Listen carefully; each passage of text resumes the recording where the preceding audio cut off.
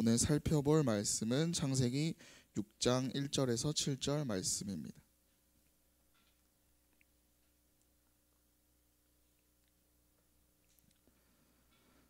창세기 6장 1절에서 7절 말씀입니다.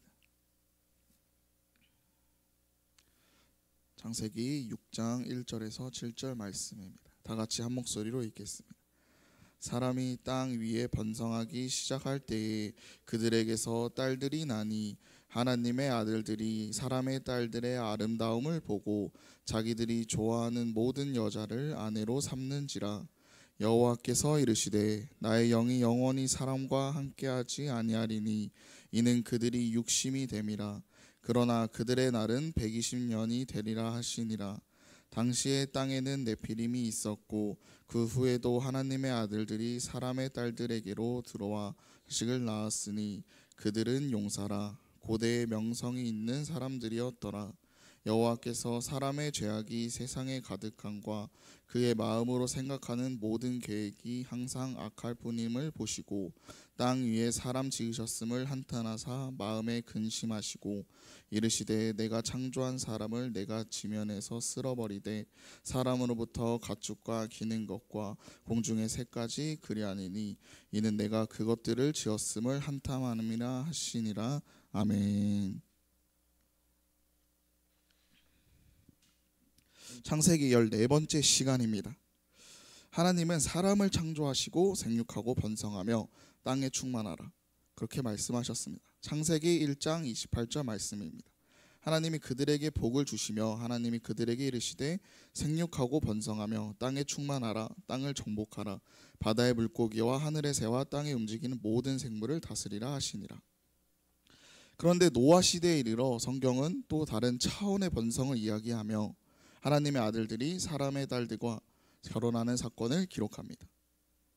여기서 말하는 하나님의 아들들은 천사가 아니라 가인의 불경건한 후예들과 구분되는 셋의 경건한 후예들, 즉 믿음의 사람들을 가리킵니다.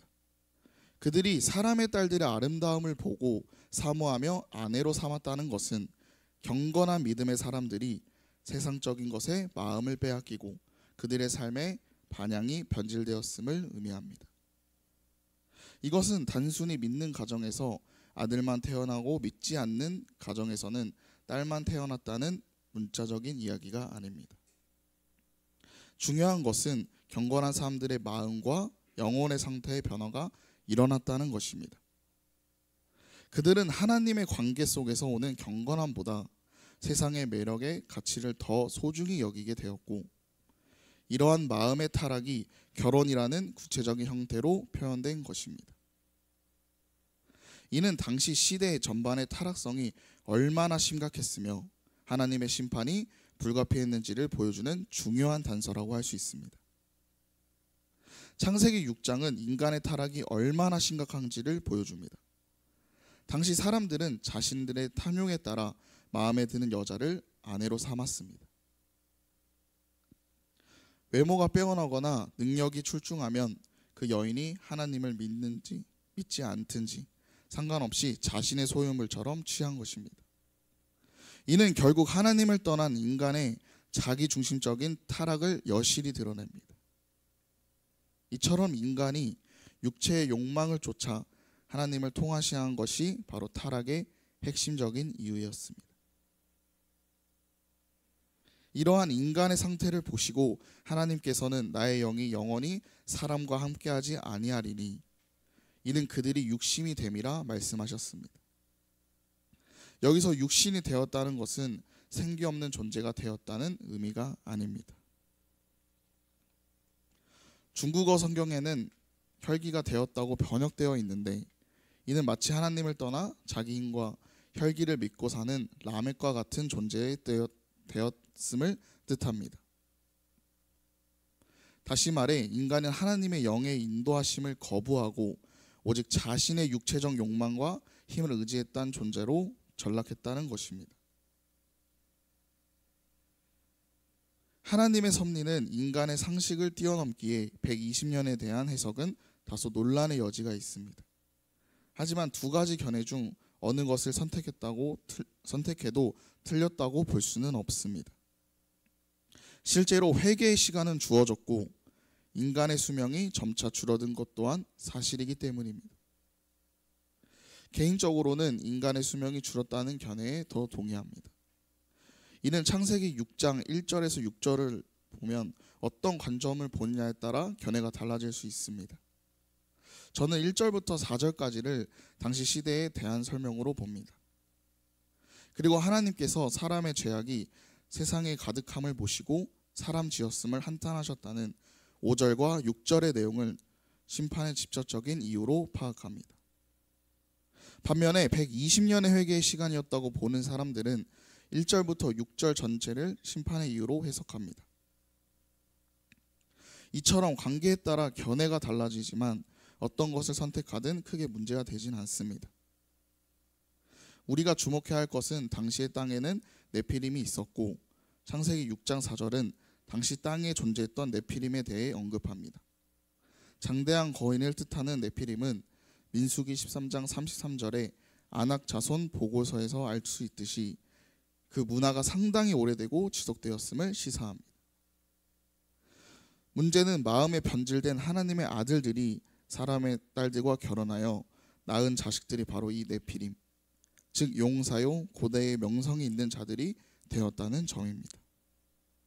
하나님을 믿는 셋의 후예가 아닌 하나님을 떠나 가인의 후예를 가운데서 오히려 시대를 이끌고 유명인사들이 영웅들이 나왔다는 사실은 충격적입니다.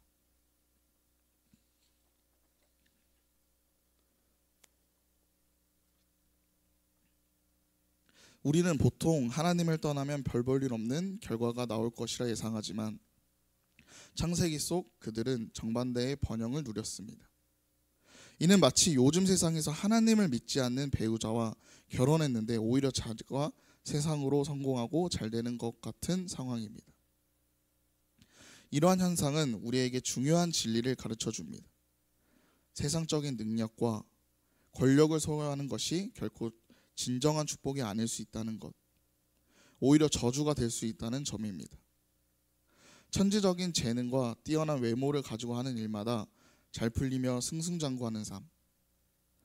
하지만 그들은 하나님의 찾을 필요를 느끼지 못하고 심지어 믿는 사람들보다 더 잘 되는 것처럼 보입니다. 이것이 바로 심각한 문제입니다. 세상적인 성공이 오히려 하나님으로부터 점점 멀어지게 되고 하나님을 우습게 여기는 죄에 빠지게 할 수 있기 때문입니다. 가인의 후예들이 성을 쌓고 도시를 건설하며 놀라운 문명과 문화를 이룩하고 그 가운데서 용사가 스타가 배출될 때 그들은 하나님께 돌아올 이유를 점점 잃게 됩니다. 그러므로 우리는 세상의 변형에 현혹되어서는 안 됩니다. 진정으로 두려워해야 할 것은 하나님께서 우리를 내버려 두시는 것입니다. 하나님 없이 세상이 잘 되는 삶은 결코 복이 될 수 없습니다. 징조를 모르는 게 이렇게 무섭습니다. 내일 당장 죽을 텐데 오늘은 건강해 보이니 먹고 마시는 것입니다. 그러다가 한순간에 죽습니다. 마태복음 24장 37절에서 39절 말씀입니다. 노아의 때와 같이 인자함의 임한도 그러하니라. 홍수전에 노아가 방주에 들어가던 날까지 사람들이 먹고 마시고 장가들고 시집가고 있으면서 홍수가 나서 그들을 다 멸할까지 깨닫지 못하였으니 인자의 인함도 이와 같으니라. 노아 시대 사람들은 홍수가 임하기 전에 먹고 마시고 장가들고 시집갔습니다. 왜 그랬을까요? 몰랐기 때문입니다. 홍수가 닥치기로는 상상도 못했기 때문입니다. 어느 시대나 마찬가지입니다. 겉보기에는 절대 망하지 않을 것 같지만 심판이 임하는 것입니다. 노아의 후손이라고 예외는 아닙니다. 홍수 위에 살아남은 노아에게서 네피림의 후손인 아남 자손들의 거인들이 나오는 것을 보십시오.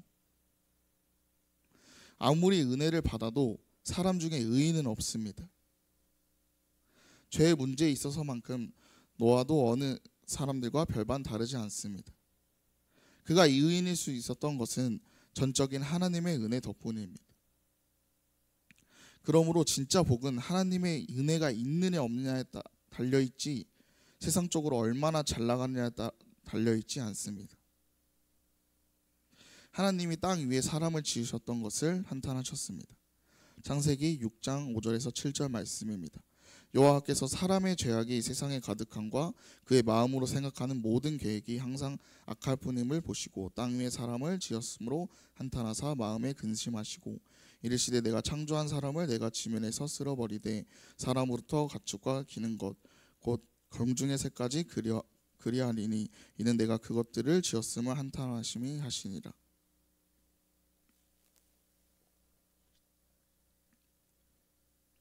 여기서 보다는 그냥 보다가 아니라 조사하여 진단하였다는 의미로 쓰여 있습니다.